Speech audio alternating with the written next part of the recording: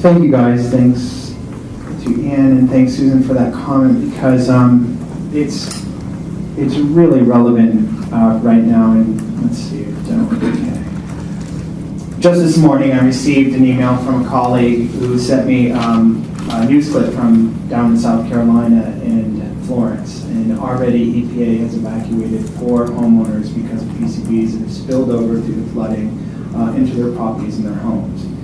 So this is real, and this is happening now. It's very topical, and it's not a case, it's a case study, but it's not theory anymore. It's happening.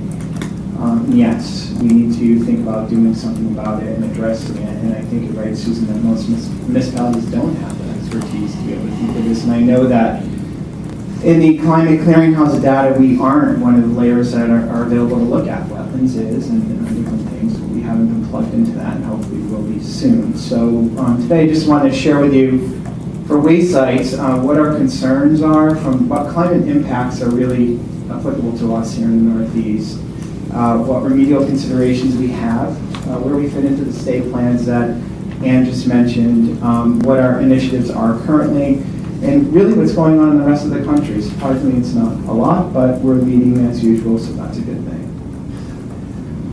I really love this website and this resource that came together. I thought Ann was going to steal my slide, but it's a little more in-depth to what is actually available up there. And these are the 4 major climate impacts that we'll be looking at for waste sites and their vulnerability, and their precipitation and the increased precipitation that we'll be seeing across Massachusetts. And you can see in the upper left-hand corner, that's about 3 inches or more in our western counties. And you'll see there'll be less in the southeast region, more up there, something we need to consider when we're doing sites out in that location. Increased, well, we have the sea level rise is the other slide, and it's going to be by 2050 approximately 2.4 feet. So it's something we have to think about.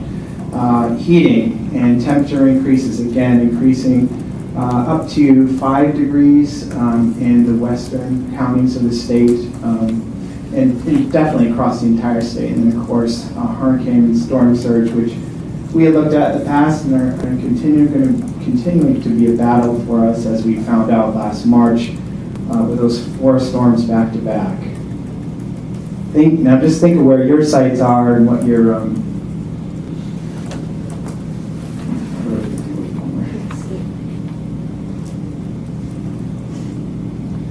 sorry about that. So with those 4 impacts, here's think about some of the effects that we're going to see from those impacts, and then how that might be playing out with your remedial applications.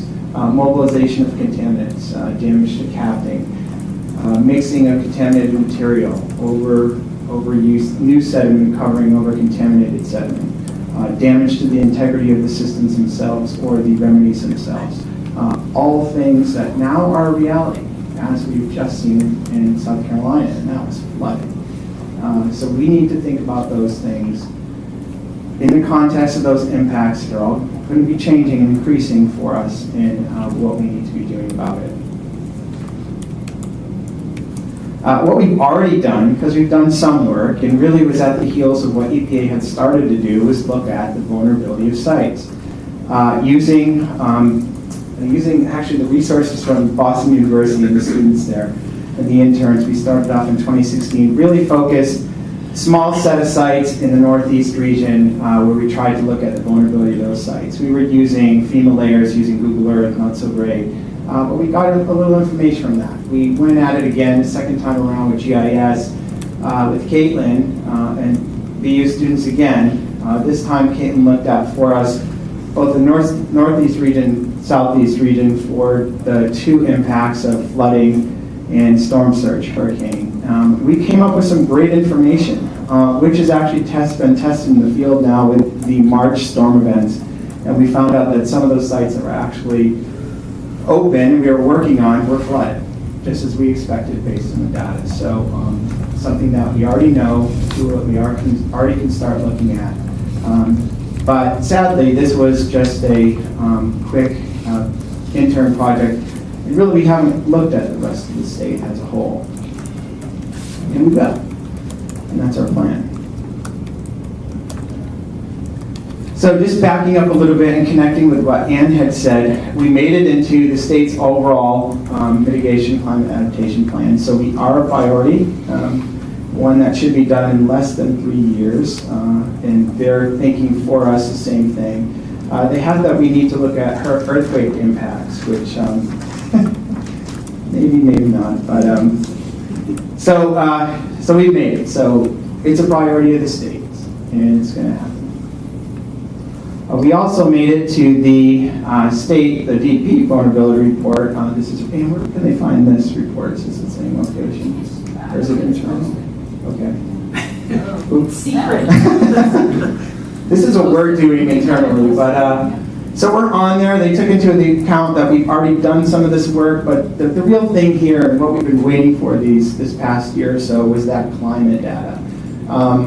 GIS was using what was available at the time, which was great. But now it's all been updated and specific to the state of Massachusetts. So now it's a perfect time to do our vulnerability assessment using the state's data for all the impact categories and all of our sites.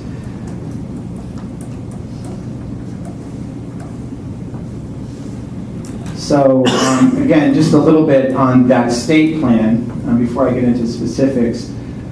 What we're also focused on in the state plan and our BWSC related initiatives are green cleanups, which we're doing, our capabilities for emergency response, which we've been focused on, and a lot of that work happens with Nick Child and the folks in the second floor. But going forward on the vulnerability assessment and adaptation of waste sites, we have natural resource damages in there, believe it or not.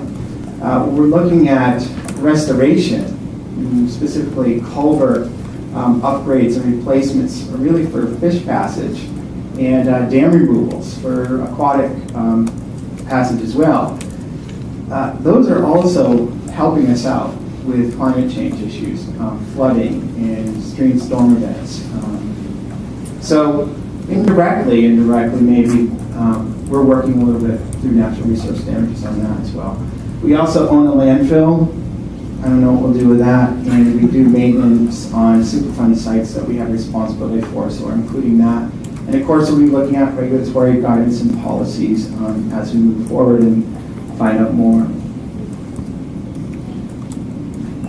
The vulnerability assessment that we're doing this time around in 2008 is really a group effort, if you want. It's led by the Sustainable Remediation Forum, which is a nonprofit organization who's working also with EcoAdapt, also another organization out of Washington State whose focuses on planning and climate change and adaptation planning and helping communities. And then we got the Mystic River Watershed. We were really pleased to be contacted by Julie Wormser over in that organization, and we hope to be working with them as well and focusing a little bit on the watershed over there. So Susan, is that Arlington, a little bit of Arlington? Yes, yeah, Arlington's involved with the Mystic River Watershed Association. Actually, their offices. Perfect. They work all over in the Mystic River watershed. So we're working together to do, and we all hope to get something really big out of this vulnerability assessment, and Massachusetts has been selected as a pilot because basically they heard us present, well, we weren't there, but the National Adaptation, I think it's the National Adaptation Conference that EcoAdapt sponsors every 2 years. It's a giant conference. It was in Minneapolis 2 years ago. They heard about what Massachusetts was doing, and they said, wow, we don't think anyone else is doing that, and we're really interested in how that plays out and how we can use that as a model for other states. So we kind of just fell into it, and it's been really great partnership. We're just launching it the email in my phone says I need to meet sometime next week, but we haven't gotten started. But here's the intent. What I said before is to try to screen all of our sites this time, not just 2 regions. And then focus on the new data that's available from the Climate Change Clearinghouse and all the 4 impacts. And then break that down into our universe of sites. I think the last time we looked at open sites, we looked at active remedial systems. We'll probably do all sites. Maybe we'll throw out the A1s or the background type sites, and just we'll see. We're gonna work on that with the group.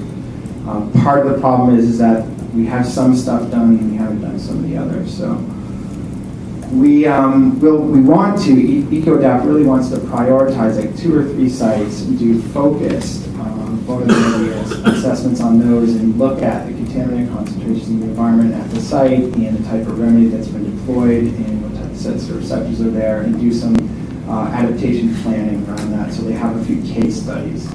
We think that we're hoping that that will be in the Mystic River watershed, depending on how the screening comes out.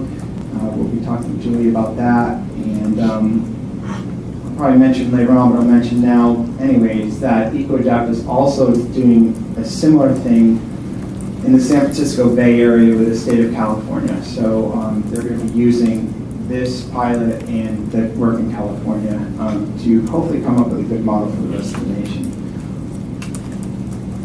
From that, the deliverable will probably be a draft guidance, best management practices for MassDEP, BWSC.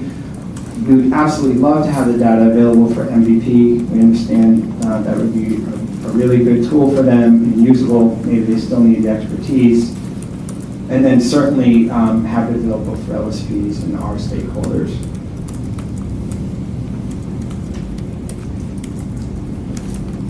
I think we talked about this in previous presentations, but okay, once we know that things are vulnerable, what do we do about it? Well, we'll be focusing on what type of adaptation measures that may exist that we could deploy, but we would also want to prioritize what vulnerabilities we do have. So certainly drinking water resource areas, sensitive receptors, priority pathways, things like that we want to adapt first. It's similar to DOER's adaptation program for energy, where for battery storage, they're focusing on nursing homes and hospitals and things like that, priority buildings and such. Similar for our waste sites. What types of things can we do? We can secure the systems, provide additional barriers. I like backup power, just like what DOER is doing in the power sector. Any kind of telemetry that we can do would be great. So these are some of the ideas and things that have been floated about by people that are starting to think about that. And as I mentioned before things changed, EPA has 3 fact sheets already focused on the adaptation of landfills, groundwater pump and treat systems, and sediment containment. So those tools are out there and available, and something that we can tap into as well. Karen's here. Natural resource damages are also on our list only because it kind of crosses over. And Karen just collected these photos, which, like, wow, perfect timing, right, on this one. This is a project we did in the Housatonic River watershed. A group for us had mapped out the river continuity. They demonstrated where really the worst culverts were in the watershed, and where fish passage and aquatic passage just is prohibited based on the type of culverts were in place. Red dot means really bad. This culvert, which is in Pittsfield, ended up on the top of the list. This is the foreshot, as you can tell. Certainly needed to be replaced. And that's what we did. It was one of the projects that we embarked upon, God, how many years ago? 2 years ago? More. More, a lot of money, but it finally got done this year in 2018. And you can see the difference. The thing is, and this is the story behind it that just happened, last week? The road nearby got flooded from the torrential rain that we've been getting. They closed it. This became the option. And it probably itself would have been flooded had it not been replaced. So you can see there's, we have this marriage of these two concepts in 2 different programs and what we're trying to accomplish, but it's great. I mean, everybody wins, which is what we really like. The other thing is dam removals.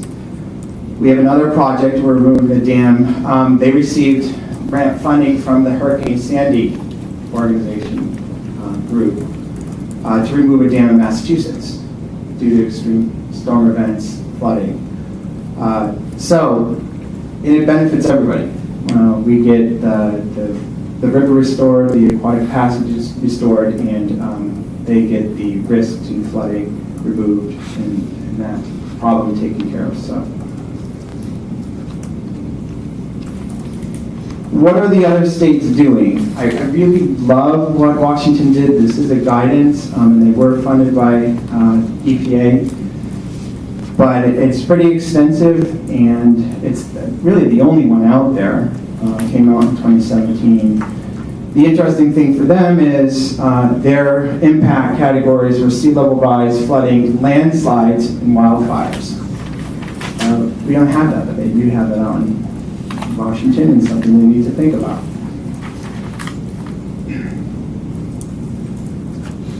New Jersey has developed, well, it's really just a response strategy to, of course, from Sandy, I'm sure. After storms, all sites should be reevaluated to determine if any immediate environmental concerns need action or conditions change requiring reassessment.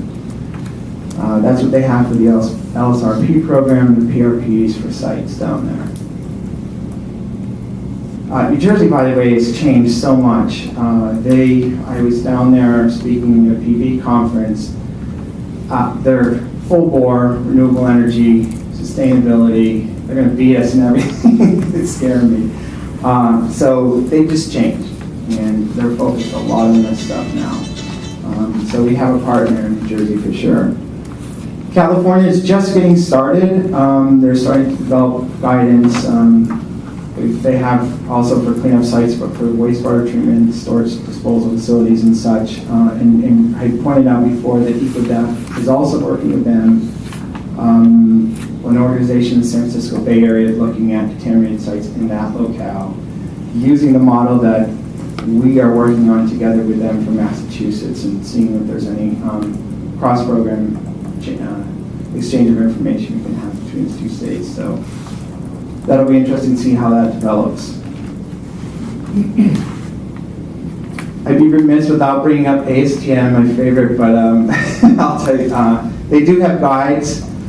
This is our old colleague, Helen Waldorf, who works on all these teams, and she did the Climate Resiliency Planning Strategy Guide. It's really for the municipalities, but it gives broad, general concepts and ideas of dealing. It's probably be useful for MVP as maybe a backup kind of resource. They are working on a climate resiliency for water resources, and even engaged Kristen and Michael on this, and as well. So this is for wastewater, drinking water treatment plants. The interesting background in this is that working with the ASTM and being in a national atmosphere, Part Helen gets beat up with climate change, so she had to focus on extreme weather instead. No climate change. So, and I think she would change the title of this like multiple times just to make everyone happy. So, but those resources out there, if that's something you want to take a look at. And that's it. And I have, ResilientMass.org is a phenomenal website. The data there is amazing. I can't wait to be able to use it for the vulnerability assessment. I think it will be great. And cheers to the state for doing all this. It's just pretty amazing. So, yeah. Any questions? I'll say. Yeah. Quick question. So I think I applaud the efforts that the state is taking to sort of identify vulnerabilities and urging people to be proactive, because we don't want to be stuck in a situation like you're just saying for Florence, just dealing with post facto emergency sort of reactivity. But I still am unclear as to who's going to do these things in the proactive way, and how is it going to be funded? I mean, I know there's some grants to municipalities, but I'm talking about the waste sides. Like, who is going to really, get people to think about it and urgent to do it and get it done in a proactive way? Paul's getting excited. I think you're thinking the same thing. This is why I wanted you to stay. Well, advisory committee. Yeah. You want the microphone? Sure, because I yell at people. You're not using the microphone. Okay, advisory committee. I'm only a sub. Well, but how many people are you subbing for? Yeah, that has a number of. I mean, that's part of the question. You've heard the presentation. This is an issue. We have, unlike some of the other states, we have a somewhat unique situation for the wayside part of it, of having the LSP community involved as well as the PRPs, and municipalities have concerns about this as well. The state has concerns. So how do we go about doing this? I'll throw out there first that our regulations are very broad and very flexible. So if you look at the things that need to be done about considering, I got yelled at for using extreme weather conditions the other day. I think it was you yelled at me. But if you look at the regs, we need to look at, by law, by regulation, current and foreseeable future conditions. I think the weight of evidence would say that the climate is changing, even if some people don't agree with why. But we are seeing these extreme weather conditions. We are anticipating elevated sea level. We are anticipating higher flood levels. There's data out there that's already showing that happening. There's data out there showing increased precipitation rates. So how does, while our regs can take that into account, my question to you guys would be, is it something that on a day-to-day basis, the LSP community is already factoring into their calculations? I mean, there are leaching models out there, part of which depends upon precipitation rates. When I was a CONCOM member in the late 1990s, we were already making people look at increased precipitation when they brought projects to us. We're now 2018, our LSPs incorporating all of this new information, kind of the cutting edge of the science, into the models that they're using, into the plans for, part of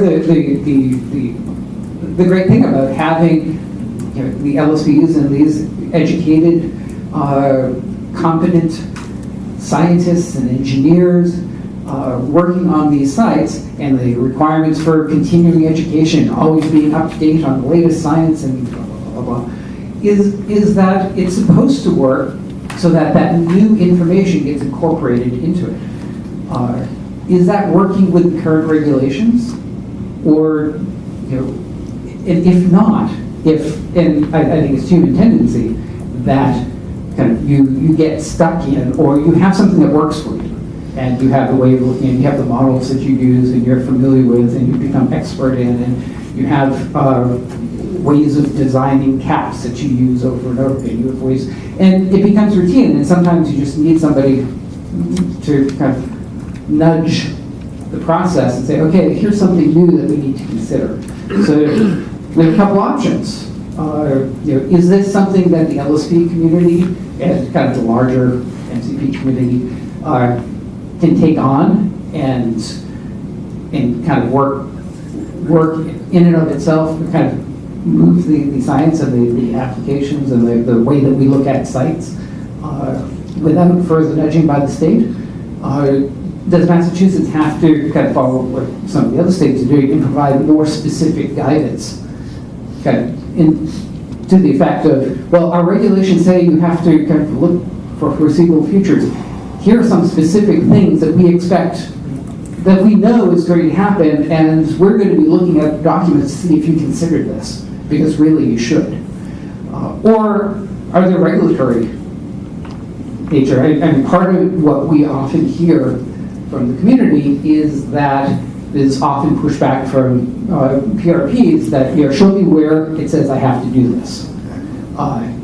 So are regulatory changes necessary? I mean, there's a wide range of ways that we can approach this, and we can kind of spin our wheels going in one direction, but this is the sort of thing that we really, where do we go from here? What's the best approach? Particularly since we have a rate package that is about to move, and I'm not going to say anything more about it because then I'll get yelled at for stealing the thunder. But there's an opportunity. Either small things, large things, are there guidance? Should we be focusing on guidance for this? Where do you think we should go?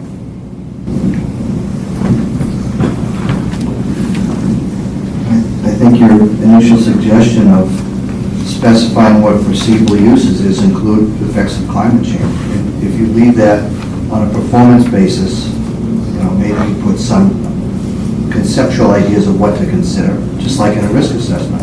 And then you could work on guidance in the future, but justifying to clients, yes, I had to consider this in my design. Here it is in compliance with this provision of the reg. Would make it easy to add a line in this set of reg changes relative to climate change, but then leave it on a performance basis as to what you're going to do.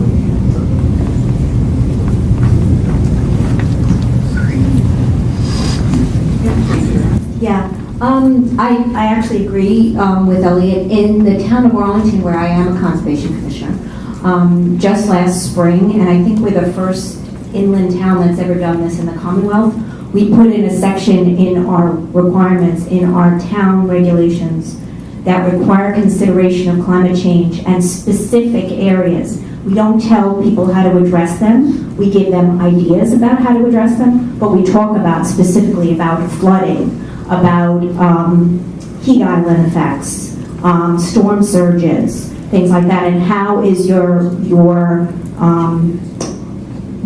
project going to protect against that. And that's a requirement to be included. And it's a narrative discussion, but it sometimes includes calculations. So for example, we require flood storage 2-to-1 when you're working in certain areas. So things like that. I think we just started it in March. We have several case studies. Some projects are very tiny, so it's not really affected. But some projects, yes, it does make a difference. I mean, even simple things like moving the utilities in a building from the basement up in a flood area. I mean, different things like that, but also 2-to-1 storage, 2-to-1 vegetation and tree replacement, trees for heat islands and, et cetera. But my point there is that I think it's really important to have some regulatory guidance. I don't think it should be prescriptive, because I think there's many ways to address this, but I think it has to have a few bullet points, and maybe the bullet points are the 4 areas that Tom talked about that we're concerned about in the Commonwealth, and how is that going to be addressed for this hazardous waste site, and for the cleanup, and for the remediation, and for the closure. Especially important, I think, for like AULs, because how is that going to be adaptive in the future under climate change? Is it going to be resilient? I think that without that, even the best of us will have a hard time supporting this kind of evaluation to our clients, because it's costly and it's adding another layer on top of what we're already doing. But it's vital to do.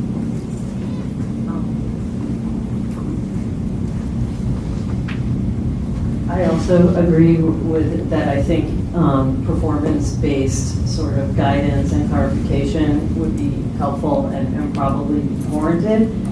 However, as a practitioner, where the rubber meets the road, it's going to be difficult, because if you're saying like anticipating certain types of, rise in sea level or increase in precipitation, Tom, pointing out some numbers by 2050, we're going to see this kind of increase in, heat days and precipitation and sea level rise. Is that the models, we're still having disagreements on models that are predicting what's happening right now. So to get models to incorporate potential geographic changes in this stuff, I think it's going to be a challenge, and to quantify this. So I think the broad concepts are easy, and there might be some easy things that people can anticipate and take into consideration designing closure plans, like placement of things, like if you have a choice to put something proximate to a river versus further upland, obviously I think those are great and simple and probably not super necessarily costly to do. But I think it's going to be difficult to start anticipating changes in fate and transport mechanisms for contaminants. Are things going to move to different places? If the groundwater table is rising, X feet over the next 30 years, how far out do we need to consider when we're doing these sorts of, reasonably foreseeable knowledge? So I think, unfortunately, for some of these things, the devil will be in the details, and I don't think even the scientific modeling community is all the way there yet in terms of having good, reliable, quantifiable sorts of mechanisms that we can really incorporate. But I think certainly the ideals should be articulated, and that there's probably lots of basic, simple things that we can consider when we're trying to design a closure. So I think it should be there, but I think we all need to work together on sort of some of the more detailed and specific quantification of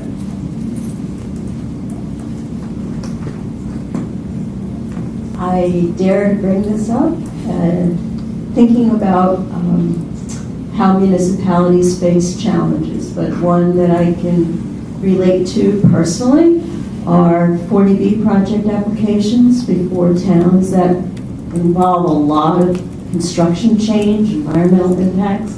So my question is, I looked at the executive summary before I came, but I didn't really get to see, because I didn't take the time to, and my question is, are the agencies like housing appeals committees where these projects, can be appealed, and then all the work that's done by a community could be put on a bit of a shelf? And are they included in the agencies that are really taking on climate change, and how a town will incorporate good practices in their decisions that won't be appealed and thrown out? I personally don't have a response to that.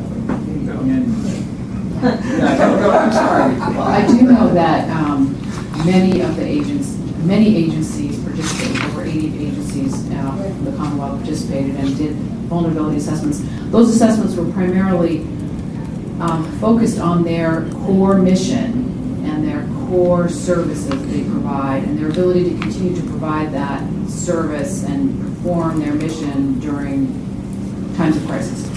I know that there are, I don't know specifically about housing and human development, but I suspect that if they did identify items, they were related to their own facilities, their own, not the facilities that are being developed privately or by the systems of municipalities or Yeah, because many of these projects are being proposed in areas that may not have been thought to be developed in the past.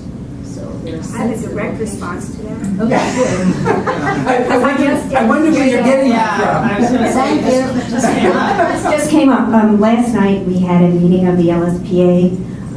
They had their first member meeting, and Jay Ash, who's the Secretary of Housing and Economic Development, if I got that right, and I asked him that specific question: are there any plans to look at 40B in terms of tweaking the regulations? Because in certain municipalities, and I know Arlington is one, some developers are using that to try to develop wetlands and on floodplains and areas where development shouldn't be happening, especially in the climate change realm as well. He said absolutely not. He said the state is 100% behind 40B, that we need more affordable housing, and I agree with affordable housing. I just wanted to see it modified. No plans at all. He was very adamant about that. So we have to go about it a different way. Thanks for that information. Somebody else? That one thing for the discussion. There was a specific instance where the region was working on a phase 3, basically, where the revenue was going to be. It was going to be capped on site, and the question was, what does your data tell you about this site? Data told based on our screen, that it was vulnerable. So it needs to be placed, like Lisa said somewhere else, at least at a minimum, depending on long-term, whatever. So at a minimum, my thought is if we make that tool available or somewhere that practitioners can consult, they can make the right decisions long-term.